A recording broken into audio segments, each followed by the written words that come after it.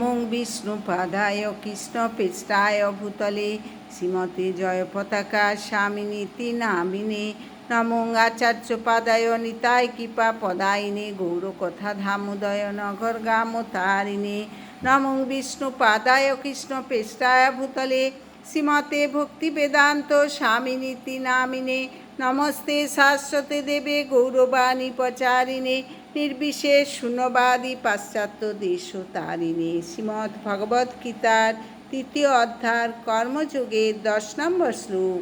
সহযোগ্যা প্রজা শিষ্টা পুরো উবাচ প্রজাপতি অনেন প্রসো বিশ্বম এষ বহতিষ্ঠ কামধু। অনুবাদ: সৃষ্টির প্রারম্ভে সৃষ্টিকর্তা যজ্ঞাদি সহ প্রজা সকল সৃষ্টি করে বলেছিলেন, এই যজ্ঞের দ্বারা তোমরা উত্তরোত্তর সমৃদ্ধ হও। এই যজ্ঞ তোমাদের সমস্ত অভীষ্ট পূরণ করবে। প্রভুপাদ তাৎপর্য: ভগবান শ্রীবিষ্ণু এই জড়জগৎ সৃষ্টি করে মায়াবদ্ধ জীবদের ভগবত ধামে ফিরে যাবার সুযোগ করে দিয়েছেন। পরমেশ্বর ভগবান শ্রীকৃষ্ণের সঙ্গে তাদের যে নিত্য সম্পর্ক রয়েছে, সেই সম্পর্কের কথা ভুলে যাবার ফলে জীব সকল এই জড়া প্রকৃতিতে পতিত হয়ে জড়বন্ধনের দ্বারা আবদ্ধ হয়ে পড়েছে। বেদের বাণী আমাদের এই শাশ্বত সম্পর্কের কথা মনে করিয়ে দেয়। ভগবদ্গীতায় ভগবান বলেছেন, বেদৈশ্চ সর্বৈরহমেব বেদ্য। ভগবান বলছেন যে বেদের উদ্দেশ্য হচ্ছে তাকে জানা। বৈদিক মন্ত্রে বলা হয়েছে পতিং বিশ্বস্যাত্মেশ্বরম, তাই সমস্ত জীবের ঈশ্বর হচ্ছেন ভগবান শ্রীবিষ্ণু। শ্রীমদ্ ভাগবতেও শ্রী সুখদেব গোস্বামী নানাভাবে বর্ণনা করেছেন যে ভগবানই হচ্ছেন সব কিছুর পতি। ভগবান বিষ্ণু হচ্ছেন প্রজাপতি, তিনি সমস্ত জীবের প্রতি, তিনি সমস্ত বিশ্ব চরাচরের প্রতি, সমস্ত সৌন্দর্যের প্রতি এবং তিনি সকলের ত্রাণকর্তা।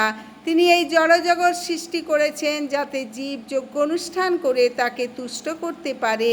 তার ফলে তারা এই জড়জগতে নিরুদ্বিগ্নভাবে সুখে ও শান্তিতে বসবাস করতে পারে। তারপরে এই জড় দেহ ত্যাগ করার পর তারা ভগবানের অপ্রাকৃত লোকে প্রবেশ করতে পারে।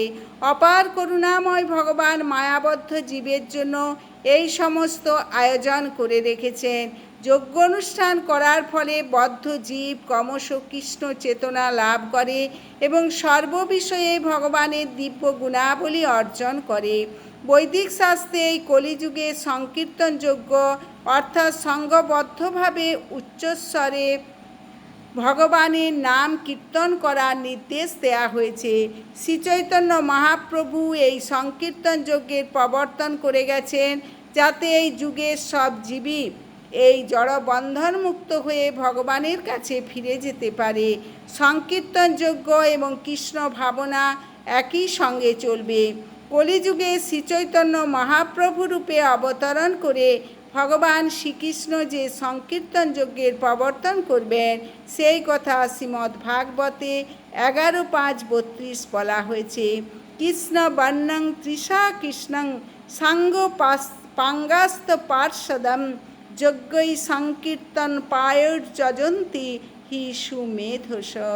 এই কলিযুগে যথেষ্ট বুদ্ধিমত্তা সম্পন্ন মনীষীরা সংকীর্তন যজ্ঞের দ্বারা পার্শ্বদযুক্ত ভগবান শ্রী গৌরহরির আরাধনা করবেন। বৈদিক শাস্ত্রে আর যে সমস্ত যাগযজ্ঞের কথা বলা হয়েছে সেগুলির অনুষ্ঠান করা এই কলিযুগে সম্ভব নয়, কিন্তু সংকীর্তন যজ্ঞ এত সহজ ও উচ্চস্তরের যে সকল উদ্দেশ্যে অনায়াসে যে কেউ এই যজ্ঞ অনুষ্ঠান করতে পারে এবং ভগবদ্গীতায়ও 9:14 তা প্রতিপন্ন হয়েছে। হরে কৃষ্ণ কৃষ্ণ কৃষ্ণ হরে হরে, হরে রাম রাম রাম হরে হরে।